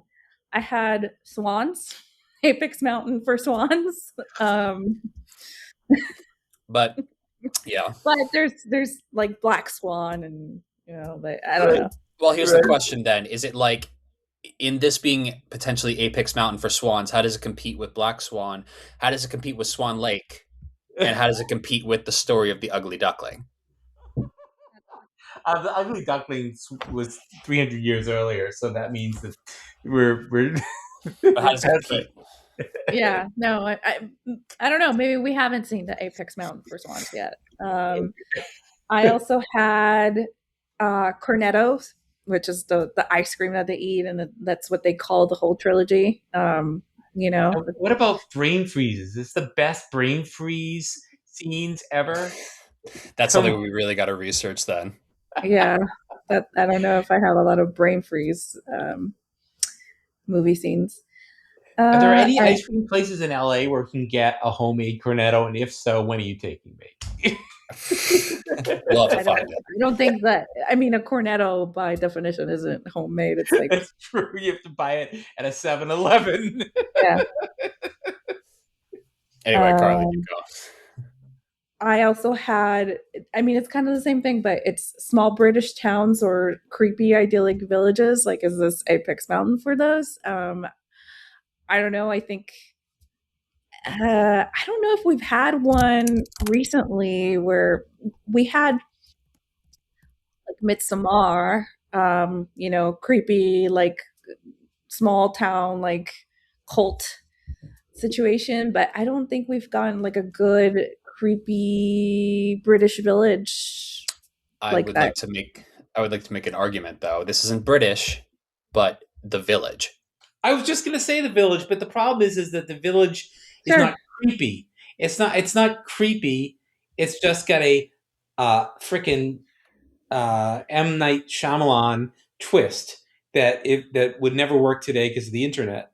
But when it came out, the whole point of it. The whole point, though, is that it's this group of people who, like, this cabal, as Nate Right. said, of Keeping like a secret. the, Yeah. the town's leaders who are keeping a secret to like try and keep the town perfect and together. So I see your point. Okay. I would also I like to throw in The Wicker Man. The the Wicker way Man. not the No, it's like the the either Nicolas Nicholas. Cage one. No, the original. I don't think I don't know that. I don't know. I'll give you The Village, but I don't know about The Wicker Man. All right. Next was Japanese peace lilies. Is this Apex Mountain for Japanese peace lilies? I mean, I can't imagine I've ever seen a Japanese peace lily anywhere else ever. So I got. We had one. That's right. The one. Well, you had one you called Simon, but you're basing it on Yes. this. Yes, we did. I had one that I named Simon. Oh my god. And then ketchup packets. Ketchup packets. Yeah. Well, okay. So in freshman year at Emerson, I was on a film called Kill Her. Nate has met the director. His name was Paul Amaral, and it was a horror movie. The basic plot was a girl was flunking all of her classes, and she needed a way to, and she found out that if your roommate died, they give you straight A's for the whole semester. So she kills her roommate. Blah blah blah. Stupid plot. But it was funny to learn that the way they did a stabbing was literally kind of like that. They had like a bag under the shirt of the person who was getting killed, and then the knife collapsed. And Yeah. I mean, that's how it worked. Practical effects. I did find a movie that apparently is the most famous use of ketchup packets. It is Big Daddy with Adam Sandler, where he's taking care of a kid, and apparently the kid, every time he orders food, always orders 30 ketchup packets. Okay. That's insane. Any other Apex Mountains? We're way past the budget on this time zone. But hey, we're having fun, yeah. Yeah, we're having fun. We'll go to the editing later. Okay. Yeah, Karla, you have more? No, go ahead. Okay. All right, I have a lot. If you have a lot more, can you keep it under 3? Well, is this Apex Mountain for bad Shakespeare performances? I sort of liked it. You know, I was like, I'd see that. Is this Apex Mountain for crossword puzzles in movies? Because not only do they figure it out later, that like at the end they like have a little callback, fascist hag. Is this Apex Mountain for Village of the Year contests? Yes, definitely. In what other maybe, right? Because how many times can you say a Village of the Year contest caused murder? Yeah, 0. Yeah. And then I kind of want to just throw this out there. I don't know if it is, but is this Apex Mountain for deaths at churches? No. No, absolutely not. Because I mean, think about like Constantine and like Exorcist movies, yeah, like any exactly. like Exorcist movie, any Dracula movie. I mean, yeah. Come on. But I think think about it. How many of them actually have? How many of those actually have deaths at churches? The ones that I found, and I don't think this is it, but I just kind of wanted to throw it out. I don't think Hot Fuzz is Apex Mountain for it, but some of the ones I found are Kingsman. Okay. That is amazing. Yeah. And The Omen. Oh, The Omen. Okay. Yeah. Is this Apex Mountain for murders with giant scissors? What about Edward Scissorhands? Yeah, but he doesn't mean to commit murder. Okay, fair enough. So it's manslaughter. Murder anyone? Right. Did he?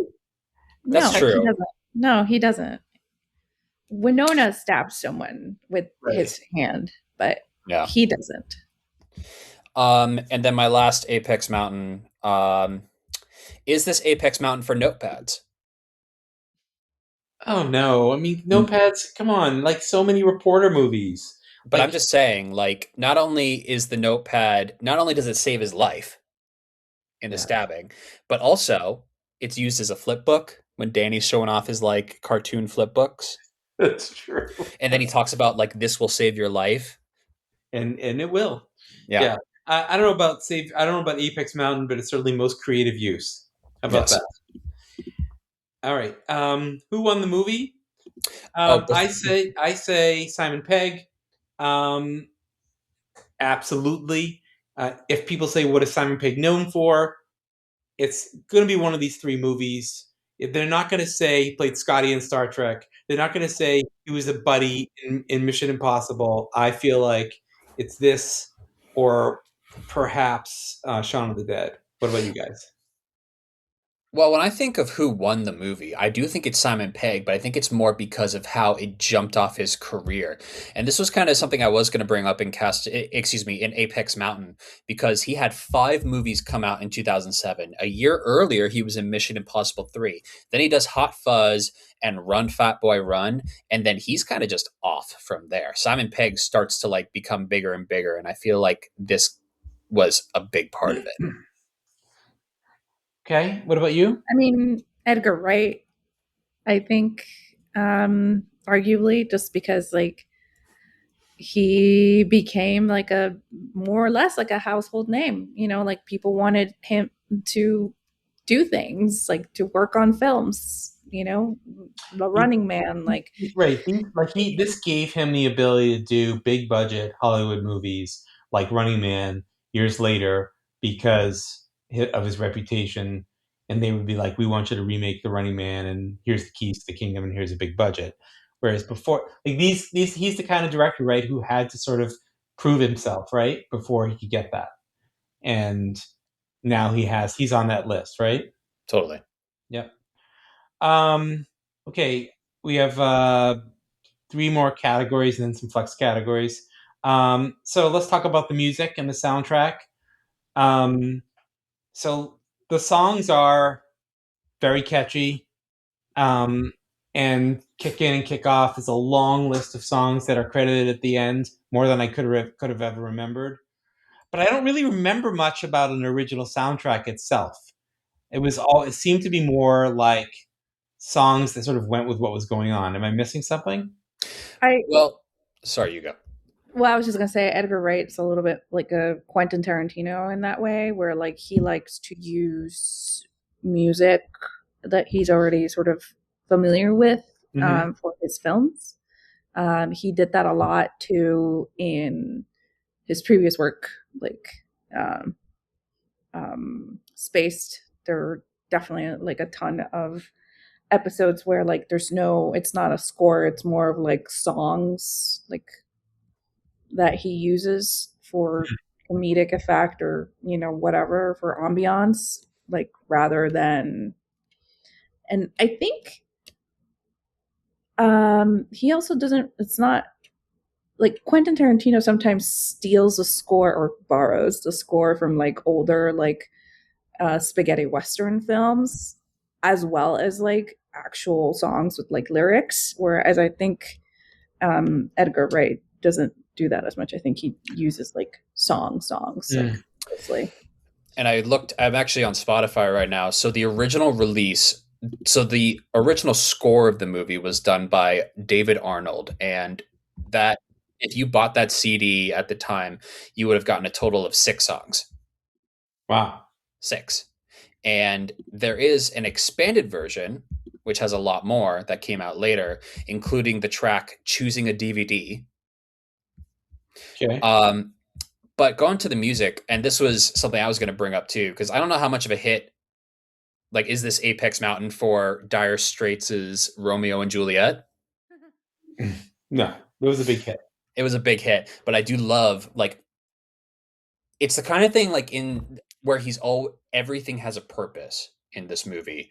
Romeo and Juliet plays when Simon Skinner, when Timothy Dalton drives by the car accident, and he's playing that song.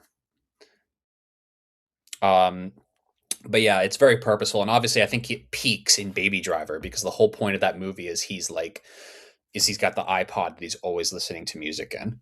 Right. Yeah. Anything else on the music? Okay. Unanswerable questions. I have a couple. let's see. Unanswerable question number one is, did the supervisors in London know what was really going on in the village? Because maybe they really wanted him to clean it up, as opposed to he was making things look bad. That seemed to be tied back to my other unanswerable question about how suddenly the rest of the regular police show up to support, at the end. I mean, it's always like this. It always feels like this, like in some of these movies where it feels like things get tied up really nicely suddenly, and like it's like yada yada yada, and everything's fine. Like I felt like there was some explanatory stuff that was missing, but maybe that's intentional. So that's sort of an unanswerable question for me. The other unanswerable question is, so what really happened between Kate Blanchett and Simon Pegg? Like that's it? They're done? No more? Like. I mean, I think it's explained. Like he was too obsessed with his work, Yeah, and right, she was right. like, I need more from not Bob, but Chris. But I mean, but maybe like he didn't reach out to her and say, I don't know. like, He moved to the country. Like she's probably a city girl and doesn't want to move to the country with him. that's So right. Yeah, Too busy and with also, Go ahead. and kind of going back to your previous point, it is clearly established that his supervisors are idiots. That's true. You know, At different levels, they just keep adding to the idiocy. That's true. That may be true. Okay, what did you guys have? Our unanswerable category for questions. I was like, is this the greatest buddy cop movie of all time? And you could argue there are the classics like Lethal Weapon and Men in Black technically is a buddy cop movie. 48 Hours, Bad Boys 2, Kiss Kiss Bang Bang. But you could argue that this potentially is the greatest in terms of quality because of how it pays tribute to all of them so smartly. That's interesting. Kind of sad if that's the case. But because it's just a takeoff of all the other cop movies, which is it's a genre that has made a lot of money, a lot of money. And I think what's happened is that the buddy cop movie has become the buddy cop show. Right. And because there's not a lot of buddy cop movies being made today, are there? Like, what's the most recent big hit buddy cop movie? It was another sequel to Bad Boys, right, Karla? Yeah, but they're doing Miami Vice. Yes, they are. Yeah, so it's like that's not. I have a resurgence. I don't know. Yeah. I had. What is the initiation process to join this secret cabal? That's a good one.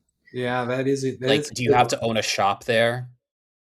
Well, I think you have to be a longtime resident because there's there at the beginning at the fountain there's a plaque with all of like the founding members or whatever of the town, and I think it's like I don't think you get in unless you're born into it. Yeah, basically. Which is a lot of things in the UK. UK is very caste oriented. Yep. Would Tim Messenger's body be able to hold the weight of a church roof spike crashing into his head? Because he just like walks around and wobbles for a bit after it lands on his head. I'm like, what? Like, I feel like it would just like go through him and he would just be done. Or more unanswerable question is like, what kind of ridiculous amount of strength would it take to push that over and have it exactly? I mean, the odds of it hitting him in that exact way are, it's true.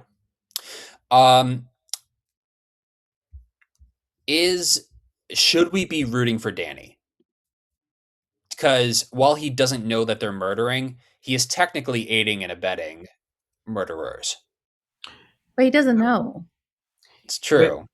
And he's like, that's the thing about him is like, he's like this really naive, like innocent person, right? Like he's not asking these questions to Nicholas about like his work as like a policeman out of like just the fact that he's really in love with cop movies, but he really he grew up in a small town. He doesn't know any better. It's true.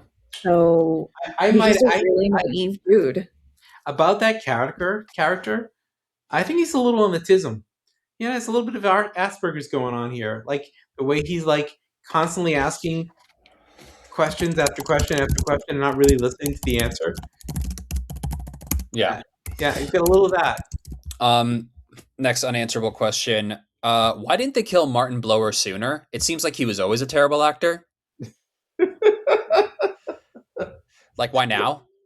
Maybe he hadn't acted in anything yet. Maybe this was like a recent development, Or maybe he had a connection in the group, and there was some bickering among them about, don't you have to have like enough majority to say he's got to go before that happens?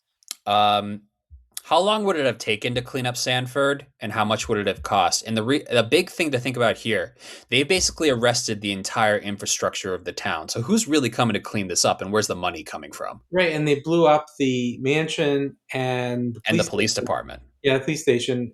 Yeah. Another on that note is, by the way, how do you move a World War II bomb that big into the evidence?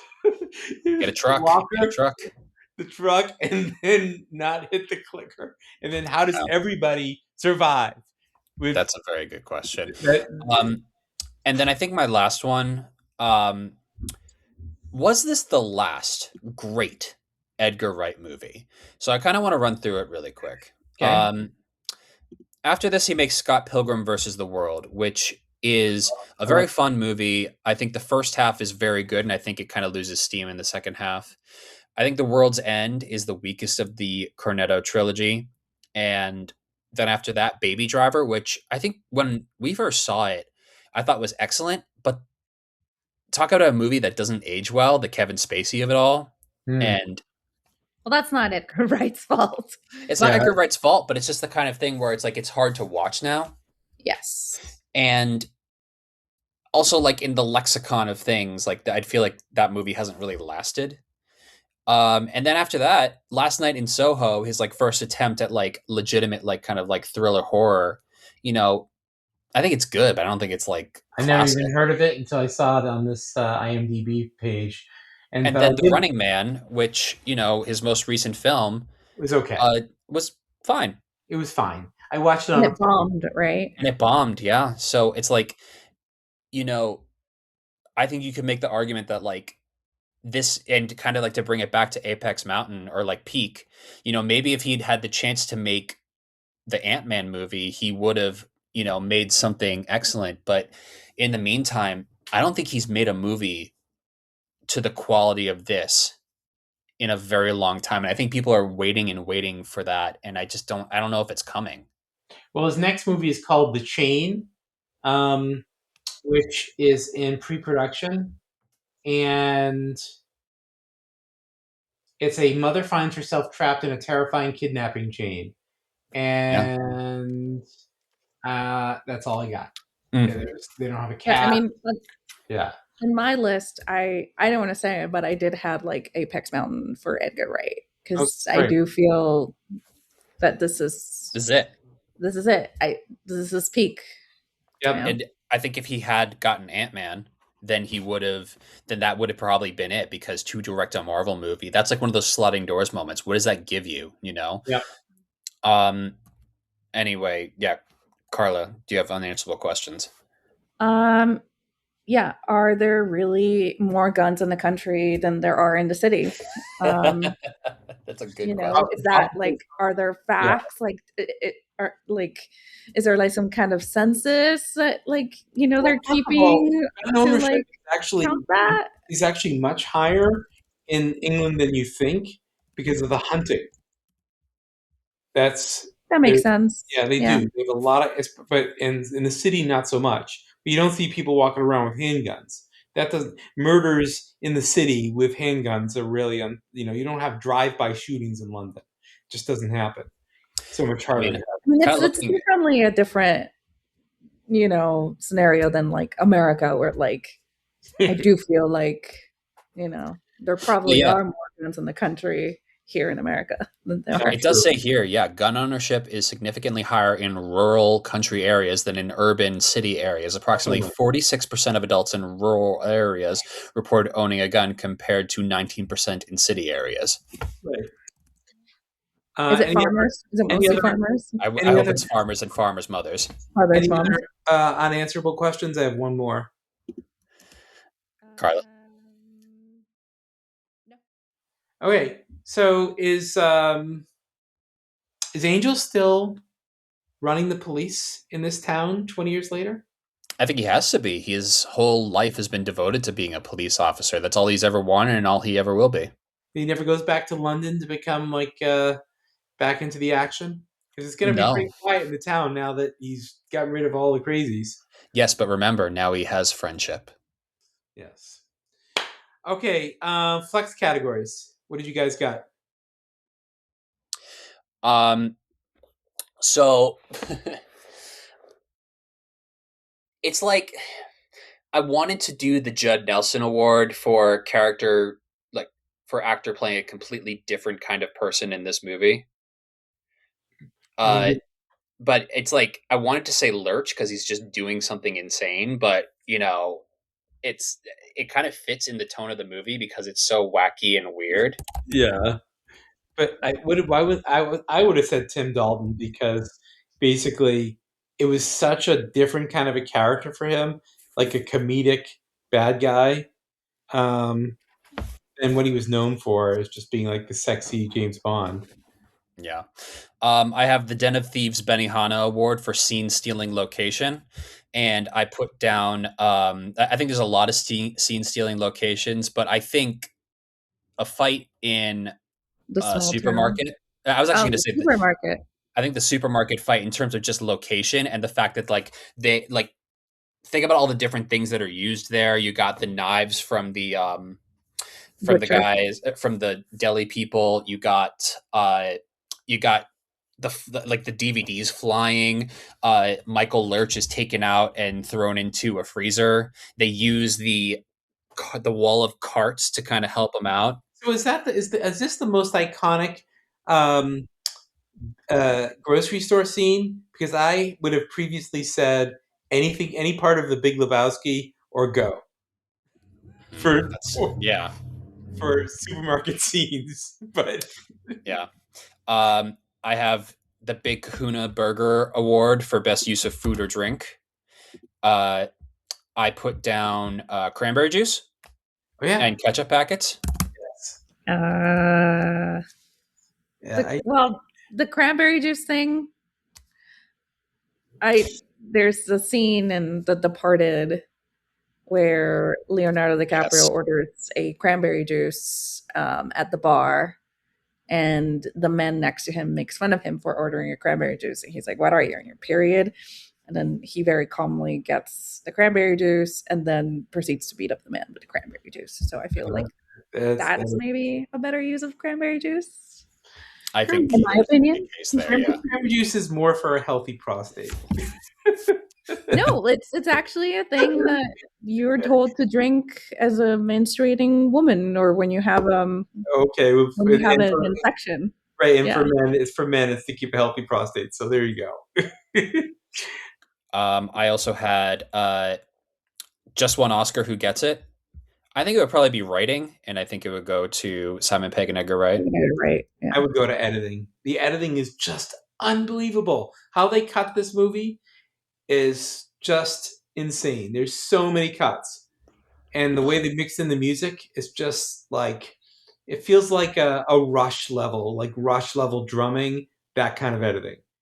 Just I have the Great Shot Gordo Award for most cinematic shot. I think it's him like riding it on the horse. Yeah, that's like straight out of Clint Eastwood. I don't know. Any from you, Karla?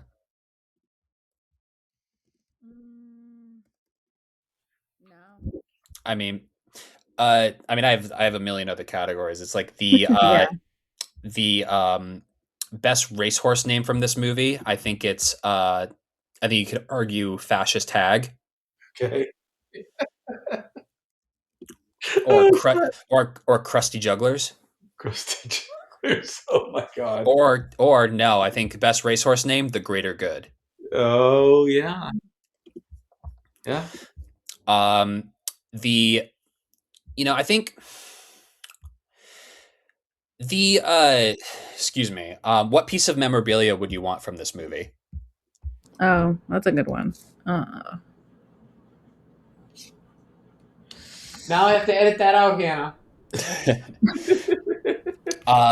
Best like memorabilia you want from this movie. I wonder if it's maybe the Swan. Yeah. or maybe that giant bomb. The giant bomb would be awesome. Yeah, that'd be cool. But I don't know. I would like the constable hat. Those like big giant hats that they wear.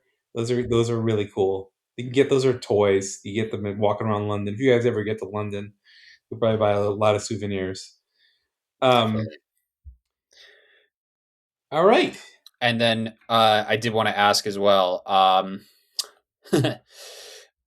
Is sorry, excuse me. I had it written down, but it's like, what's the best double feature with this movie? It's got to be Bad Boys 2.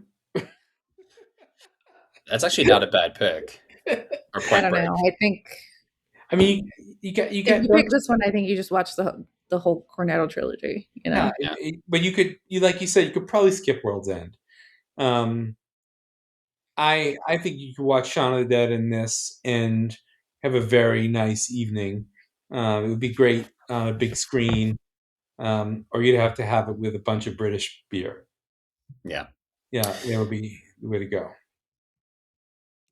And then the Coach Finstock Award for Best Life Lesson. Don't take your job too seriously. It'll, or like, don't let your job consume your life. Or make friends. Trust the people that you work with. That's true. Don't trust the people you work with. I learned that. They might be trying to kill you. I learned that recently. Yeah. Well, this has been amazing. And I'm going to now stop the recording. And before you do,